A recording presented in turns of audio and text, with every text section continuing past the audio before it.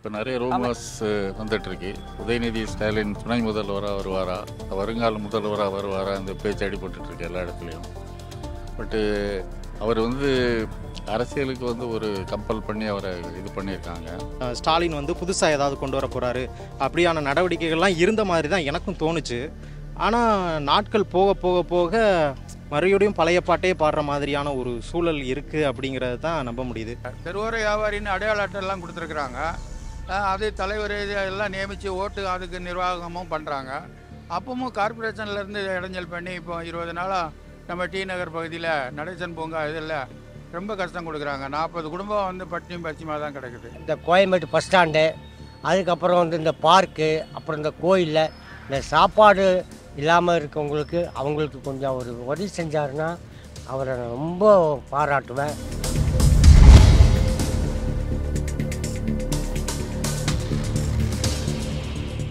India's #1 AI empowered institution, JKKN. Admissions open for engineering, pharmacy, allied health sciences, arts, nursing and dental. JKKN Institution, Kumarapalayam.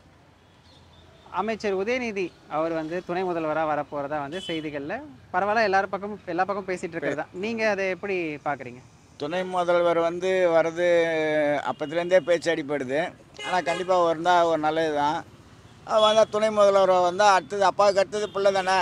அதனால் துணை முதல்வர் அந்த இளைஞர்களுக்கெல்லாம் கொஞ்சம் நல்லது செய்வார், ஏழைங்களுக்கெல்லாம் கொஞ்சம் நல்லது செய்வார். அவர் ஆதியிலேருந்தே அரசியலில் இருந்தவர், அப்பா கூடயே வந்தவர். அதனால் அவருக்கு கொஞ்சம் நல்ல செல்வாக்கு இருக்குது, கொஞ்சம் நல்லா செய்வார், ஒரு நம்பிக்கை இருக்குது மக்களுக்கு. அவர் வராதுக்காக தான் நான் ரொம்ப ஆவலோடு எதிர்பார்த்துக்கிட்டு இருக்கேன். அவர் வந்தார்னா நிச்சயமாக 4 பேருக்கு நல்லது செய்வார், அதுக்கு நான் உறுதி அளிக்கிறேன். அவரை பற்றி எனக்கு நல்லா தெரியும், ரொம்ப தெளிவாக செய்வார். அவர் செய்யணுன்னு தான் நான் ஆசைப்பட்டு தான் அவர் எப்போ வருவார்னு எதிர்பார்த்துட்டு இருக்கேன். என் பையில் என் பேக்கிலலாம் அவர் ஃபோட்டோ தான் வச்சுருக்கேன். அவர் இது வரைக்கும் நான் நேராக பார்த்து ஒரு நாள் கூட அவரை நான் நேராக இது வரைக்கும் நான் பார்க்கல. ஏதோ நான் இந்த டிவியில் பார்த்துருக்கேன், இல்லை எப்படியும் இந்த மகன் ஒரு வாட்டி கும்பகோணத்தில் காரில் போகும்போது பார்த்துருக்கேன். இது வரைக்கும் நான் நேராக சாரை நான் பார்த்ததில்ல. அவர் வர்றதுக்கு ரொம்ப ஆவலோடு நான் எதிர்பார்க்குறேன். நிச்சயமாக அவர் வரணும். அவர் 4 பேருக்கு நல்லது செய்த எனக்கு ரொம்ப பிடிச்சது யாருன்னா உதயநிதி ஸ்டாலின். இப்போ நிறைய ரூமர்ஸ் வந்துட்டுருக்கு. உதயநிதி ஸ்டாலின் துணை முதல்வராக வருவாரா, வருங்கால முதல்வராக வருவாரா, அந்த பேச்சு அடிபட்டுருக்கு எல்லா இடத்துலையும். பட்டு அவர் அரசியலுக்கு ஒரு கம்பல் பண்ணி அவரை இது பண்ணியிருக்காங்க. இப்போ எல்லா இடத்துலையும் பொதுவான ஒரு கருத்து என்னென்னா, ஒரு வாரிசு அரசியல் மாதிரி கொண்டு வராங்க, மூத்த அமைச்சர்களெல்லாம் இது பண்ணுறாங்கன்னு. பட்டு அவங்களுடைய கட்சியில் ஆரம்பத்திலேருந்தே அந்த மாதிரி தான் பண்ணுறாங்க. கருணாநிதிக்கு அப்புறம் ஸ்டாலினுக்கு அப்புறம் உதயநிதி ஸ்டாலின் இது. பட் ஒரு யங்ஸ்டர் அவர், அதனால் இன்னும் கொஞ்சம் அவர் அரசியலில் இருந்துட்டு பொறுப்பை எடுத்துக்கிட்டால் பெட்டராக இருக்கும்னு ஒரு கருத்து. காரணம் என்னென்னா, ஸ்டாலின்லாம் கருணாநிதி கூடயே இருந்து ரொம்ப வருஷம் இருந்துட்டு தான் அவர் ஒரு இதுக்கு கட்சி பொறுப்பை ஏற்றுக்கிட்டு வந்திருக்காரு. ஸோ அது மாதிரி வந்தாருன்னா கொஞ்சம் பெட்டராக இருக்குமோங்கிற ஒரு ஃபீலிங் அது.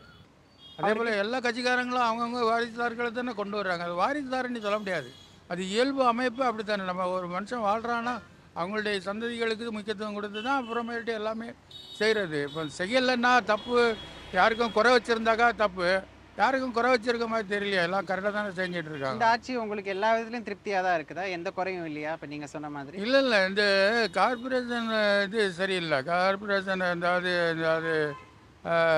இது ரோடு பராமரிப்பு கொஞ்சம் குறைபாடு இருக்குது. தெருக்களில் இந்த இது முனிசிபாலிட்டி ரொம்ப தொல்லை பண்ணுது.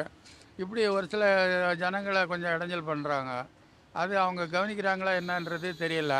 அவங்க கவனத்துக்கு போகணும், அப்போ தான் அது நல்லது. ஜனங்களுக்கு கஷ்டம் கொடுக்குறாங்க, ஒரு சில இடங்களில் கஷ்டம் கொடுக்குறாங்க. அது கஷ்டம் கொடுக்காமல் இருந்தாங்க இன்னும் நல்ல பேரும்புகள் இன்னும் நல்லா வருவாங்க. மற்றபடி சலுகைகள் மற்ற சாதனைகள் நிறையா செய்கிறதாக பத்திரிகையில் படிக்கிறோம். அது உண்மையாக தான் இருக்கும், அது செஞ்சுட்டு தான் இருக்கிறாங்க, அதெல்லாம் தவறு இல்லை. ஆனால் கார்பரேஷன் இந்த முனிசிபாலிட்டி சரியில்லை. அதெல்லாம் அவர் சரியாக கையாளுவார் நீங்கள் நினைக்கிறீங்களா? கையாளுறதுக்கு சான்ஸ் இருக்குது. அதுக்கு கார்பரேஷன் முனிசிபாலிட்டி அந்தமாக கையிலெல்லாம் இருக்குது. அதாவது அந்த அது தனி செக்ஷன் இல்லையா, அதனால் அது அவங்களுடைய பொறுப்பு, அது வேறு, இதனுடைய பொறுப்பு வேறு. இவர் இளத்தலைமுறையா இருக்கனால இப்போ வராரு அப்படின்ற பட்சத்துல ஆமா, வந்து ஒரு புது கவனம் கண்ணோட்டத்தை செலுத்துவாரு. வந்து கொண்டு வரும் கவனம் நினைக்கிறீங்க செலுத்துவார். ரொம்ப அரசாங்கத்துக்கு? அதாவது நல்ல பேர் வாங்கணுன்ற கவனம் செலுத்துகிறாங்கல்ல, அதனால தான் நிறைய அவங்க அப்பா நிறைய செய்கிறாரு இல்லையா, நிறையா செய்கிறாரு. அந்த காலேஜ் பிள்ளைகளுக்கு பணம் கொடுக்கறது, முதியோருக்கு பணம் கொடுக்கறது, இந்த மாதிரி நிறைய இலவச பஸ்ஸு மற்ற எல்லாம் இன்னும் அந்த இது பாலங்கள் மற்ற இதுகள்லாம் நிறைய செய்கிறாங்க வெளியிலலாம். அதனால் யாரும் குறை சொல்ல முடியாது. அது எதிர்கட்சிக்காரங்க பொதுவாக குறை சொல்கிறது சகஜம்தான். அது ஆகாதவங்க குறை சொல்கிறது சகஜம்தான். அதை பெருசாக எடுத்துக்க முடியாது. துணை முதல்வராக அவர் வர்றது அப்படிங்கிறது சந்தோஷமான விஷயந்தான். ஆனால் அவங்களோட கட்சியை பொறுத்தவரையில் வழி வழியாக அப்பாவுக்கு அடுத்த மகன், அதுக்கடுத்து அவங்க மகன், அந்த மாதிரி வந்துட்டுருக்காங்க அப்படின்ற மாதிரியான ஒரு கருத்து போயிட்டுருக்கு, பொதுவாகவே போயிட்டுருக்கு. இந்த சமயத்தில் வந்து அடுத்த அதாவது மற்ற கட்சிகளை பொறுத்தவரையில் ஒரு தலைமை இல்லாத ஒரு சூழல் இருக்கிறதுனால டிஎம்கேயை பொறுத்த வரைக்கும் அடுத்த தலைமுறை வந்து தலைவர் வந்து சரியான வழியில் இருக்கணுங்கிறதுக்காக அவங்க மேபி இவர் இருந்தால் எல்லாரும் ஒத்துக்குவாங்க அந்த கட்சியில். ஏன்னா சில கட்சிகள் வந்து 2 3 உடஞ்சி போயிடுது இல்லையா. அதனால் துணை முதலமைச்சராக இவரை வச்சா அடுத்த பலம் வந்து அவர் உதயநிதி ஸ்டாலின் அவர்கள் இருப்பார் அப்படின்னு ஒரு நம்பிக்கையில் வைக்கிறாங்க. அந்த நம்பிக்கையை வந்து மக்கள்கிட்டையும் அதே நம்பிக்கை வந்து இருக்கணும் அப்படிங்கிறது வந்து அவருடைய செயல்பாடுகளில் இருக்கும். இப்போ வந்து விளையாட்டுத்துறை அமைச்சராகவும் அந்த மக்கள் நலப்பணிகள் நிறைய செஞ்சுருக்காரு. விளையாட்டு சமயத்தில் ஒரு விளையாட்டை பொறுத்த வரைக்கும் கொஞ்சம் மேம்படுத்துதல் வந்து நடந்திருக்குன்ற மாதிரி தான் நான் பார்க்குறேன். அதே சமயம் மற்ற துறைகளும் இதை வந்து மேலே கொண்டு போகணும். அதாவது துணை அமைச்சராக வந்ததுக்கு அப்புறம் அவர் வந்து என்னென்ன செய்யணும் அப்படிங்கிறது வந்து ஒரு மாற்று அரசியலாக இருக்கணும். ஏன்னா எல்லாருமே ஒரு மாற்று அரசியலை தான் விரும்புகிறாங்க. அப்படி ஒரு மாற்று அரசியல் வேணும் அப்படிங்கிறதுக்காக தான் டிஎம்கேயே இந்த தடவை நமக்கு வந்து மக்கள் வந்து டிஎம்கேயை வந்து நமக்கு தேர்ந்தெடுக்கிறாங்க. ஆனால் அதில் இருந்து அந்த ஒரு மாற்று அரசியலில் இருந்து டிஎம்கேயோட நடவடிக்கைகள், அதாவது இப்போ எலெக்ஷனில் ஜெயிச்சு அவங்க இருந்த ஒரு எதிர்பார்ப்பு இருக்கும் இல்லையா மக்கள்கிட்ட, தலைவர் வந்துட்டார், ஸ்டாலின் வந்து புதுசாக ஏதாவது கொண்டு வர போகிறாரு, அப்படியான நடவடிக்கைகள்லாம் இருந்த மாதிரி தான் எனக்கும் தோணுச்சு.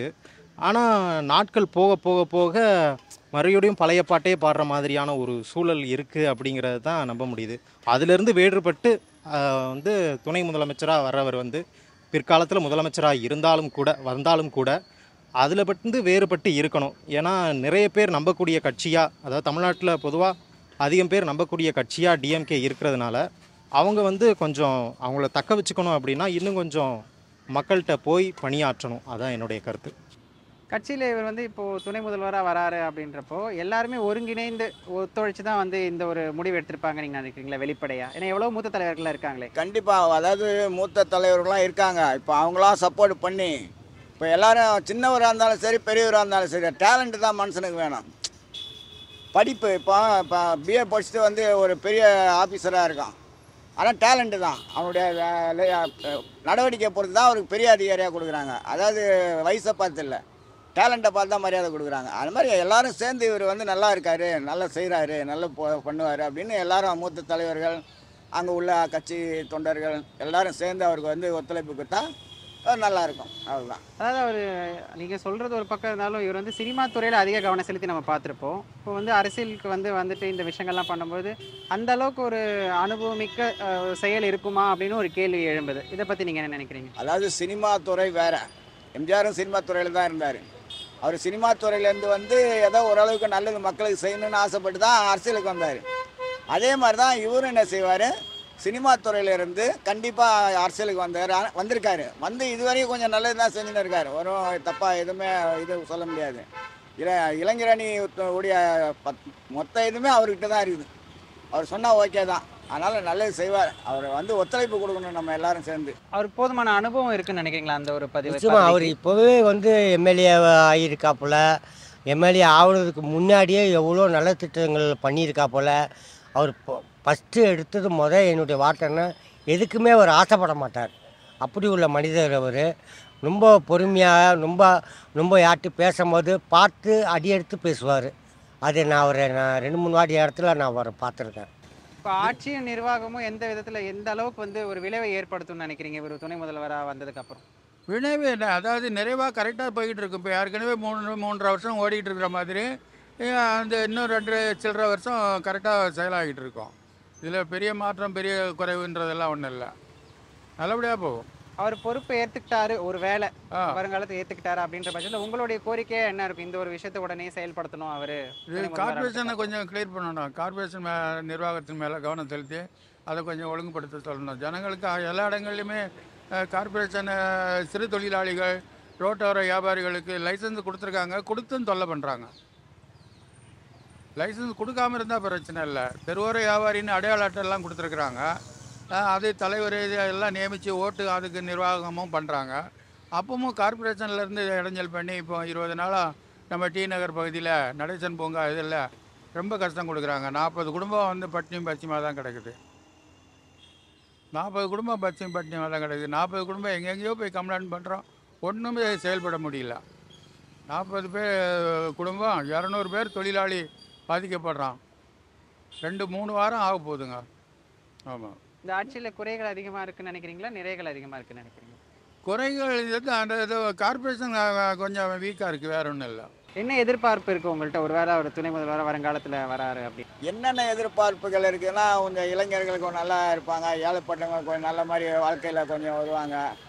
வேலை இல்லாதவங்களுக்கு வேலைக்கு எதனா ஏற்பாடு செய்வார். அதே மாதிரி வீடு இல்லாதவங்களுக்கு கொஞ்சம் வீடு நல்ல மாதிரியாக வீடு கட்டி தருவார். ரொம்ப நடுத்தர மக்களுக்கெல்லாம் கொஞ்சம் நல்லது செய்வார். உங்களுடைய கோரிக்கை என்னவா இருக்கும் அவர்கிட்ட? அவர் துணை முதல்வராக ஆகிட்டாரு அப்படின்ற பட்சத்தில் அவர் துணை முதல்வராக ஆகிட்டாருன்னா என்னுடைய கோரிக்கை என்னென்னா, ஃபஸ்ட்டு எடுத்தோடனே எங்கெங்கே இந்த கோயம்பேடு பஸ் ஸ்டாண்டு, அதுக்கப்புறம் வந்து இந்த பார்க்கு, அப்புறம் இந்த கோயிலில் இந்த சாப்பாடு இல்லாமல் இருக்கவங்களுக்கு அவங்களுக்கு கொஞ்சம் ஒரு உதவி செஞ்சாருன்னா அவரை நான் ரொம்ப பாராட்டுவேன். ரொம்ப மனசு குளிராக நான் ரொம்ப பெருமையாக நினச்சிக்குவேன் அவரை. அதை மட்டும் அவர் செஞ்சாருன்னா போதும். நிறைய பேர் வேலைக்கு வராங்க, சாப்பாடு இல்லாமல் கோயம்பேடு பஸ் ஸ்டாண்டில் கஷ்டப்படுறாங்க, பார்க்கில் கஷ்டப்படுறாங்க, கோயிலில் கஷ்டப்படுறாங்க. அது மட்டும் அவர் கொஞ்சம் ஹெல்ப் பண்ணி ஏதோ வரவங்களுக்கு கொஞ்சம் வயிறார சாப்பாடு போட்டாருன்னா ரொம்ப நான் பெருமைப்படுவேன். ஒருவேளை அவர் வராருன்னு வச்சுக்கோங்களேன், என்ன கோரிக்கைகள் நீங்கள் வைக்க விரும்புவீங்க? ஒரு யங்ஸ்டருங்க, அவருக்கு கொஞ்சம்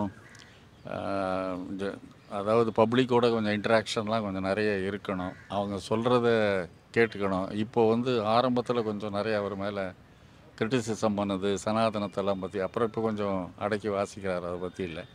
இருந்தாலும் கோரிக்கைகளை, ஜென்யூன் கோரிக்கைகளை ஒரு காது கொடுத்து கேட்கணும், கட்சி வேறுபாடு இல்லாமல். ஒரு யங்ஸ்டர் அவங்க நிறைய இன்னும் வாய்ப்பு இருக்குது. ஸோ அதனால் அந்த மாதிரி இருந்தாங்கன்னா கொஞ்சம் நல்லா. என்ன கோரிக்கை வைப்பீங்க, உங்களுடைய தனிப்பட்ட கோரிக்கை? இவர் வந்து துணை முதல்வராக பதவியேற்றதுக்கு பின் இந்த ஒரு விஷயம் உடனே வந்து அவர் செயல்படுத்தணும்னா அது என்னவா இருக்கும்? ரொம்ப நாளாகவே டிஎம்கே சொல்லிகிட்டு இருக்கிறது வந்து இந்த மதுக்கடைகளை வந்து இது பண்ணுறது தான் அப்படின்னு. இதை சொன்னால் நிறைய பேர் என்னடா அவன் இப்படி சொல்கிறான் அப்படின்னு கூட நினைப்பாங்க. ஆனால் மது வந்து அதாவது தேவைப்படுபவர்களுக்கு அது வந்து உல்லாசம் தரக்கூடியவர்களுக்கு அது கிடைக்கணும் அப்படிங்கிறது வந்து அந்த புரிதல் வந்து மக்கள்கிட்ட இருக்கணும். நம்ம அரசாங்கத்தை வந்து ஒவ்வொரு தடவையும் குறை சொல்லிக்கிட்டு இருக்கோம். இந்த கள்ளச்சாராய வழக்குகள் எல்லாமே அப்படி தான். சில பேர் வந்து கள்ளுக்கடை வைக்கணும் அப்படின்னு சொல்கிறாங்க. சில பேர் வந்து இது என்ன கடை வச்சாலுமே குடிக்கிறவங்க குடிச்சிட்டு தான் இருப்பாங்க. அது அவங்களுடைய சந்தோஷத்துக்கான ஒரு வழிகாட்டுதல். ஆனால் எப்படி இருக்கணும் அப்படிங்கிறத வந்து மக்கள் தான் புரிஞ்சு நடந்துக்கணுமே ஒழிய அரசாங்கம் வந்து அதாவது மிகப்பெரிய லாபம் ஈட்டுற அதாவது அரசுக்கு மிகப்பெரிய லாபம் கொடுக்கறது வந்து மதுக்கடை தான். அதனால் அதை வந்து எடுக்க வாய்ப்பே இல்லை அப்படின்ற ஒரு சூழல் இருக்குது. ஆனால் அதுக்கு மாற்றாக ஏதாவது ஒரு சிந்தனை செய்யலாம். ஏன்னா இப்போ முன்னாடி வந்து ஊர்லேயே, இப்போ எங்கள் ஊர்லேயே எடுத்துக்கிட்டிங்கன்னா ஒரு குறிப்பிட்ட கடைகளை தூக்கிட்டாங்க. நிறைய இடங்களில் கடைகள் இருந்தது, அதெல்லாம் தூக்கி ஒரு ஊருக்கு ஒரு 2 கடை அந்த மாதிரி இருந்துச்சு. ஆனால் இப்போ மறுபடியும் மதுக்கடைகளை வந்து அதிகப்படுத்துகிற மாதிரியான ஒரு சூழல் வந்து நிலவுது. நாங்கள் வந்து மதுக்கடைகளை தவிர்ப்போம், எங்கள் ஆட்சி வந்தால் மதுக்கடைகள் இருக்காது அப்படின்னு சொன்ன அரசாங்கம் மறுபடியும் ஏற்கனவே இருந்ததை விட மேலும் கொஞ்சம் அதிகமான கடைகள் வர்ற மாதிரி இருக்குது. அந்த மாதிரியான சூழல்ல மதுக்கடைகளை வந்து ஒழிக்கணும் அப்படிங்கிறது என்னுடைய கருத்து. India's #1 AI empowered institution, JKKN. Admissions open for engineering, pharmacy, allied health sciences, arts, nursing and dental. JKKN Institution, Kumarapalayam.